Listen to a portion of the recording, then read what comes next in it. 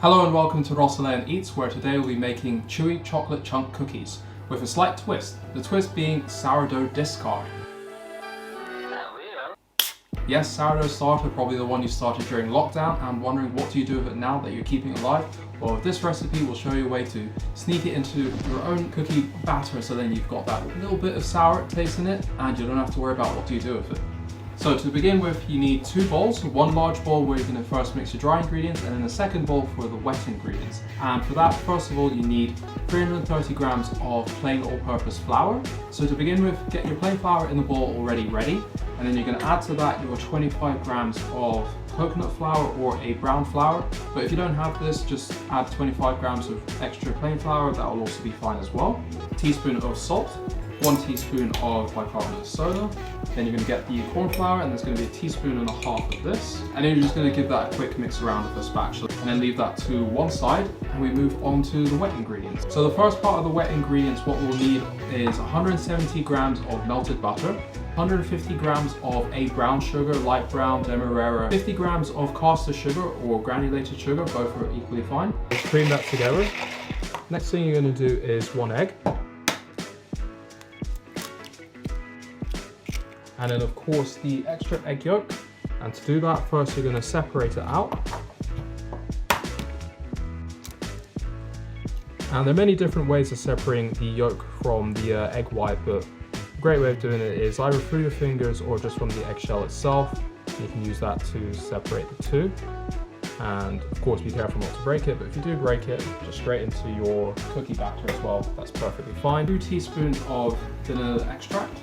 And the next bit you're going to need is your sourdough starter. So we keep our sourdough starter in this very handy CO2 release glass jar.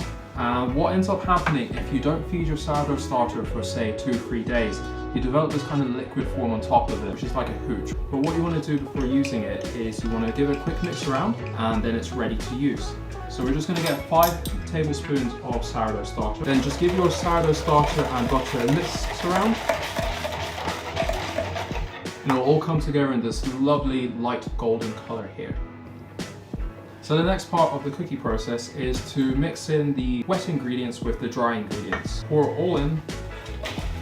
Now the amount of chocolate you want is pretty much up to you. We go for 180 grams of dark chocolate, but you can use milk chocolate or even white chocolate if that's what you want to. Anywhere between 150 grams to, let's say, maybe about 220 grams of chocolate is the right amount. And all you want to do with it is get your pieces like you have here and just break them down using a knife into chunks. Right, now that you've got all your chocolate chunks together, you just want to mix it through as best you can.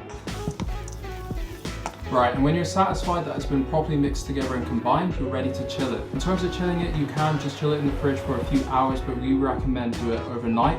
As what this will do is help keep the chocolate cookies nice and thick when you're having them, because when you put it into the oven, it won't melt as quickly and spread like cookies do. This way you still get a nice chewy thick cookie. You can chill this in the fridge for up to 3-4 days before you want to use it. So what we're going to do is we're going to come back pretty much tomorrow and see how they're doing and then get to the baking part of it. So see you in a bit.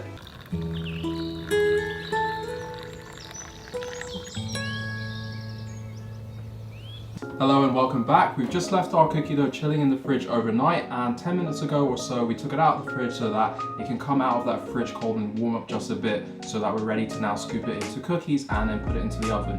Now you want to have your oven preheating at 160 fan, and what we're going to do is bake the cookies for about 8 to 10 minutes or until just before golden brown, so that they're slightly underbaked as they'll continue to cook once you take them off the rack. About 3 tablespoons or so of cookie dough is what you want to get together for each of the cookies, and we're going to do 8 or so cookies on our baking sheet to begin with. Scoop, ball like that, just roll it in your hands a little bit, and then as you put them onto the sheet, you're just going to give them a press down if they need it. This will help them spread in the oven. After that, we're also going to sprinkle on a little bit of salt onto each of them just to give them that extra little bit of pizzazz.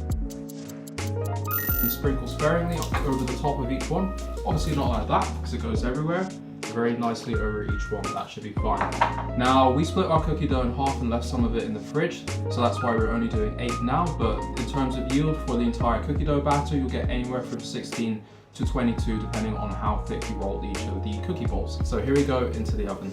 Alright, so we've just taken our cookies out of the oven. These actually took 12 minutes to get to the light brown colour that we were looking for. And we're just going to leave them out to chill out and cool down. Now you don't want to have your cookies now, they have to cool down for at least 10 minutes on the tray. And then afterwards you want to transfer them to a wire rack to let them cool down completely. And then they're pretty much ready to go. So we're going to show you some close-ups of the cookies, and as soon as they're cool, I'm going to give them a taste.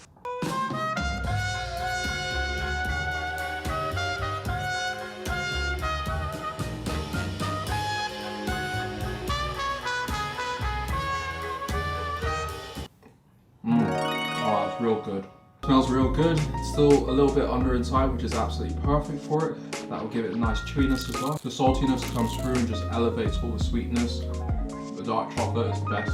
A little bit of a hint of sourness in the background from sourdough, of course. Oh, that's a good cookie. I'm going to wash this down with my milk. Thank you for watching while I enjoy the rest of my cookies. We'll catch you in the next video.